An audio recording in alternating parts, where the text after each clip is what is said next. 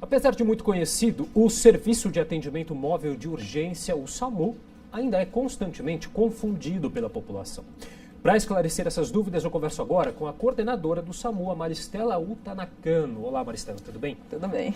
Bom, quer dizer, o que acontece? A atividade dos profissionais do SAMU ela é frequentemente confundida com a atividade dos bombeiros, é isso? Ela é confundida porque tem muitas ações que acabam se cruzando, principalmente nas ações de atendimento a vítimas de trauma e as ações que são atendidas até de casos clínicos também.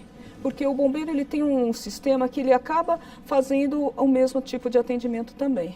O que tem que ficar claro é que o SAMU, ele atende, assim, tem as ações que são exclusivas de salvamento, que são o quê? Desencarceramento de vítimas, retirada de vítimas da ferragem, que é uma coisa que é o bombeiro que faz. Agora, o número de atendimento é o 192, né? 192. Diferente do número do bombeiro. Sim, diferente que o bombeiro atende pelo 193. Tá? Quais são as principais diferenças aí para a gente tentar deixar um pouco mais claro para a população? Assim, a diferença principal que o pessoal, assim, o SAMU ele foi feito pelo governo federal para atender qualquer agravo, qualquer urgência é função do SAMU. O que a gente diferencia um pouco aqui na cidade de São Paulo é que os traumas acabam indo mais para o 193 do que para o 192. Então, o SAMU acaba atendendo, também atende trauma, não vai deixar de atender, mas os traumas ficam mais a cargo do bombeiro, que geralmente tem aquela parte de retirada de ferragens, ações de salvamento em que você às vezes tem que tirar uma vítima que está num local de difícil acesso, que existe realmente uma ação de salvamento, isso já é uma questão mais para o bombeiro. Será que é talvez a falta de alguma política para se tornar mais conhecido o atendimento do SAMU ou não? O atendimento, assim, existe já políticas assim de divulgação, o próprio SAMU ele faz uma divulgação do tipo de atendimento, nós temos uma parte dentro do nosso núcleo de educação que ele faz uma orientação em escolas, onde eles informam para as crianças como que, quando você vai acionar o SAMU, eles dão algumas noções básicas de primeiros socorros e as crianças entram na ambulância, acabam conhecendo e junto com isso ainda é orientado quanto ao trote. Que é esse programa Amigos do SAMU, Isso, esse é o programa Amigos do SAMU.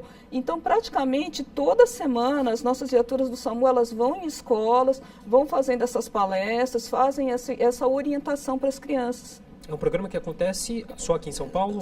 Aqui em São Paulo eu conheço, eu não sei como é feito nos outros SAMUs estaduais, nos outros SAMUs, mas aqui em São Paulo a gente já tem esse programa desde 2009. Já é um programa que a gente já está fazendo há bastante tempo. É um programa, como a senhora mesmo disse, um programa federal que acontece, eu acredito, em todos os estados da federação. Exatamente ou não? O SAMU? O SAMU é um programa federal, né? Então parece que a gente já tem mais de 70% de municípios que tem o SAMU.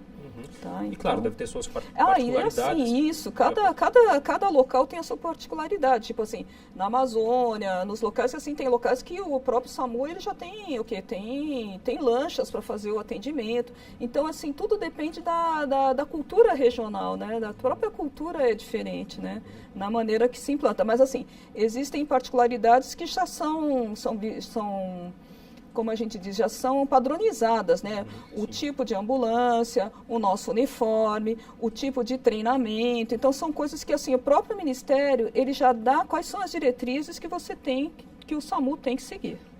Agora, é claro que vai haver essas particularidades até por questões de demanda. A gente tem aqui em São Paulo o estado mais populoso do país, né? São Paulo, uma das principais metrópoles. É um dos maiores SAMUs, né? E o SAMU aqui em São Paulo, ele está preparado com o número de profissionais, toda a capacidade de infraestrutura para atender essa demanda? Nós temos uma estrutura muito grande, né? Nós temos 122 ambulâncias, tá? Temos 36 motos, né? Motolâncias que a gente chama. E, assim, nunca é suficiente para toda a demanda. Nós somos, assim, a maior cidade aqui da América do Sul, então, realmente, sempre falta, tá? Mas, assim, o que existe? Existe sempre uma triagem, né? A nossa central tem uma triagem que ela é muito, é uma triagem muito bem feita, que ela segue protocolos internacionais, é acreditada. Então, o atendente, ele já, na hora que você já faz o chamado, você já tem uma sequência de perguntas que o próprio atendente já faz. Então, tem alguns dados que você já fornece na hora. Quem está falando, qual é o problema, qual é o endereço, tem alguma referência. E na hora que você já fala o problema, você já entra num protocolo com perguntas assim, direcionadas para você já definir a urgência ou não do caso. E dependendo do tipo de uma urgência, tipo assim, é uma parada cardiorrespiratória, é despacho imediato da viatura.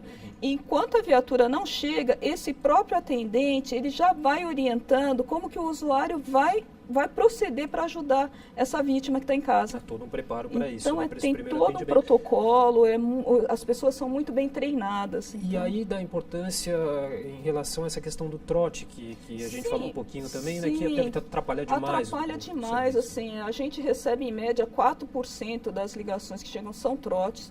Como os atendentes já são bem treinados, assim, eles já identificam logo. Então, muitas vezes, assim, já começou o trote, eles já derrubam a ligação, como a gente fala. Agora, pode ter assim, ligação que foi um trote e a viatura foi? Pode sim, só que é difícil eu definir se foi um trote ou não, que vai chegar assim, a ambulância vai chegar e não vai ter ocorrência. Agora, eu não vou ter certeza se foi um trote ou se a pessoa se evadiu do local. Por isso que é importante. Então, conscientizar a população, que é um mais serviço de extrema exatamente. importância. O que falta é conscientização de quando eu vou acionar um SAMU, né? Porque às vezes a pessoa, ela liga para o SAMU para de repente uma questão que não tem necessidade de uma ambulância, né? Às vezes é só uma orientação assim que de repente a gente consegue até coibir. Mas assim, todo caso de urgência, ele vai entrando numa espera, porque assim, as prioridades que são risco de vida é despacho imediato, mas aquelas que ainda podem aguardar um certo período de tempo, elas vão entrando numa espera. Tá certo, Maristela. Bom, eu queria agradecer demais a sua participação aqui no Muito jornal. obrigada.